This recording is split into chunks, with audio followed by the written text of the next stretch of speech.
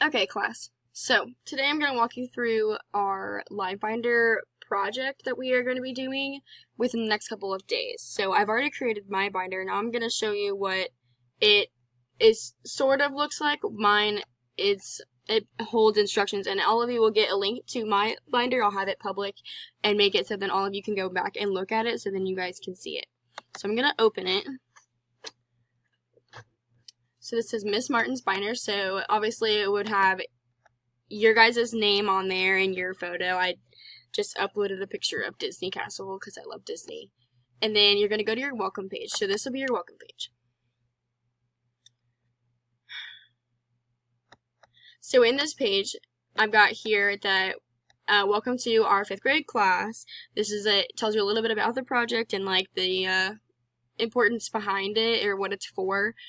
And then on it below here, it's and on every other tab, it's going to tell you what you need to include into this tab. So for your welcome tab, I want you guys to have an introduction about yourself. Tell me your name, your birthday, what state you live in, what state you were born in. If they're the same state, then clearly just put the one. List some interesting things about yourself, your favorite color, your favorite book, your favorite sport, your favorite movie, whatever. You can put anything you'd like about yourself in there as long as it's school appropriate. Please make sure you make sure it is appropriate for school because we will share these in class.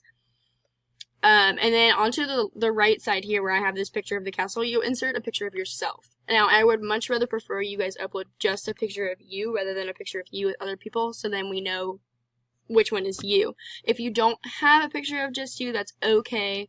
Just make sure you identify which person in the picture is you. And there is a sub-tab in this tab. So this is called contact info. So here you're just going to put an email address for yourself or a home phone number for others to reach you. Now, do not put in a home address in this tab. We don't need to know where you live.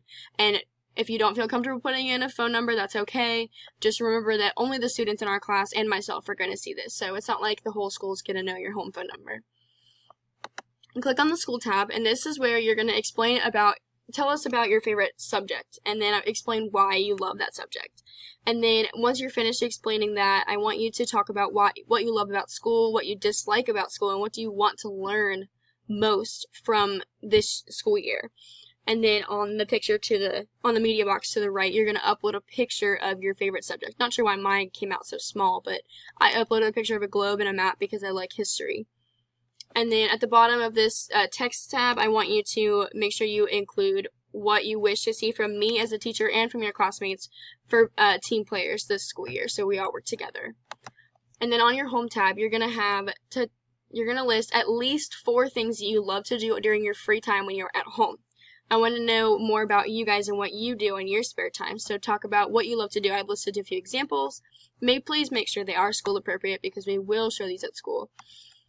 And, for example, I just told you guys that I love, when I'm home on the weekends, I enjoy watching TV on the couch while I snuggle with my 2 dogs.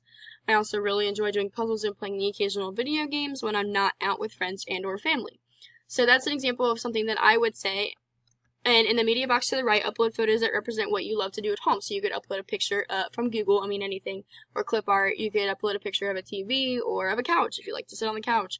Of a playground if you like to go to the playground. It doesn't really matter, as long as it is appropriate. And then there is a sub-tab for this tab as well, and you're going to click on it. It's just pictures. So in here, I want you to just upload pictures of your life at home. Pictures of you playing with your dog, you with your family, you doing a puzzle, playing video games. It doesn't matter, really. Anything that you like to do or want to add it. I love to learn about your guys' lives. Just make sure it is school appropriate. Next, we're going to go to our education tab. This tab is very important. This is my favorite one that we have. So in this tab, I want you to write a few paragraphs, which would be about 3, on your goals for your education. Now, even though we're on in 5th grade, it is important to look ahead at what you wish to do.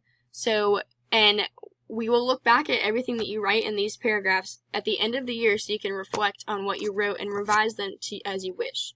So there are 3 main questions here I want you guys to answer per paragraph. So the first paragraph, I want you to answer and explain your response for why having a general education is important. For the next one, what do you want to gain out of learning in school? And the last one will be, what do you want to be when you grow up? That is a very important question. I know you guys are so young, but I want to hear what you guys think that you want to do. I want to know your goals. And then, speaking of goals, the subtab for this tab is called Goals. You're going to click on it, and here it's going to tell you that in this subtab you need to create a list of long-term and short-term goals, at least 3 of each. You should know the difference between long and short-term goals. Remember, long-term is like years, or I would say up to 6 months would be like a long-term goal, and then anything higher than that. So let's say in 5 years you want to have a 4.0 GPA. I mean, that's a goal. If, let's say, in 7 years you want to graduate from high school. Those are long-term goals. Now, but short-term goals would be like, next month I want my reading score to be 10 points higher. That's a short-term goal. Things like that. So please be sure to do that. And then on this last tab here, you're not going to do until you complete the project. So it says here, once your project is completed, please answer the following assessment questions in the other text box to the right. So these are the questions. I want y'all to answer them on this side of the page, okay? Just so that I know they're separated. So the questions, these are just for me. This is so that I know how this project went for you guys on your side and how you feel about it.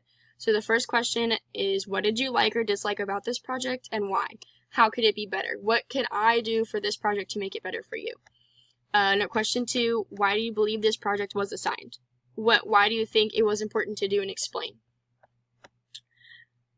Question 3, in the future, if you had another project similar to this one, do you think it would be beneficial to your learning, and explain? So that means, like, if I decided to do another project throughout the year with this type of form, would you guys enjoy it? Would you think it'd be beneficial for you? And then question 4, what are your thoughts on the use of Livebinder, this website, and doing online at-home projects, and explain? So I just want to know how you guys feel about the whole thing, just so I can change it as a teacher and see what I need to do to make it better for everybody, okay? Alright, so that's it, and please make sure you finish your project before you answer these assessment questions, okay? Alright, and there is your Livebinder project. If you have any questions, please email me.